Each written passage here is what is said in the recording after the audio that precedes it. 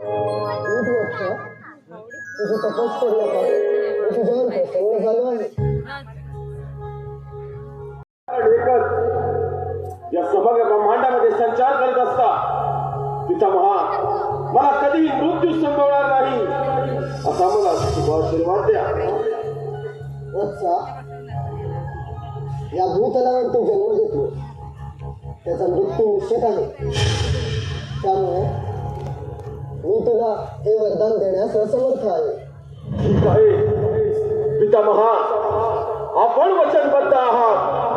तथापि माझ्या तपस्याचे फळ म्हणून मला असे शस्त्र प्रदान करा. पितामहा, देव योनी, मनुष्य, पशु पक्षी श्वापदे मला युद्धात पराभूत करू शकणार नाही असे मला शस्त्र प्रदान करा. ज्या शस्त्राच्या बळावर अजिंक्य राहील असे मला शस्त्र प्रदान करा.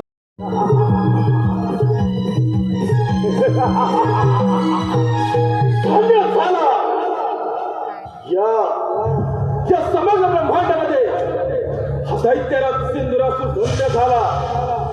आसमंत भेदणारी महत्वाकांक्षा, प्रबळ इच्छाशक्ती, शौर्य, सामर्थ्य आदी गुणांनी संपन्न समुच्चयाचे संचित घेऊन स्वबळावर सामर्थ्यावर ब्रह्मदेवांची आराधना केली आणि त्याच स्वरूपाच्या बळावर या ब्रह्मांडामध्ये हा दैत्यराज सिंधुरासूर झाला. अमर झाला दैत्यराज सिंधुरासूर अमर.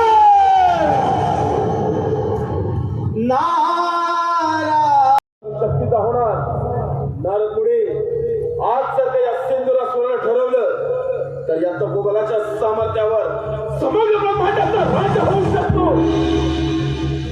यावर आपला काही उद्देश? नारायण नारायण नृत्य गायनात समजून गेला तेव्हा सर्वप्रथम आक्रमण देवरावरती करा.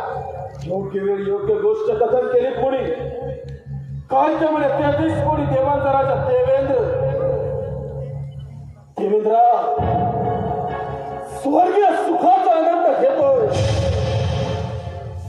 त्या ब्रह्मदेवांच्या वराची प्रचिती म्हणजे आणि पाताची 33 कोटी देवांचा राजा तो देवेंद्र त्याला युद्धात पराभूत करून तिथं आपली सत्ता प्रस्थापित करणं हा पहिला मनसुबा सफल करो.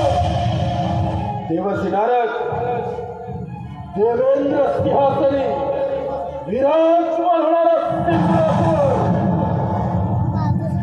काय त्यामुळे अमरावतीचा राजा देवर्षी नारद सिंधुरासुराच्या महत्वाकांक्षी योजनेला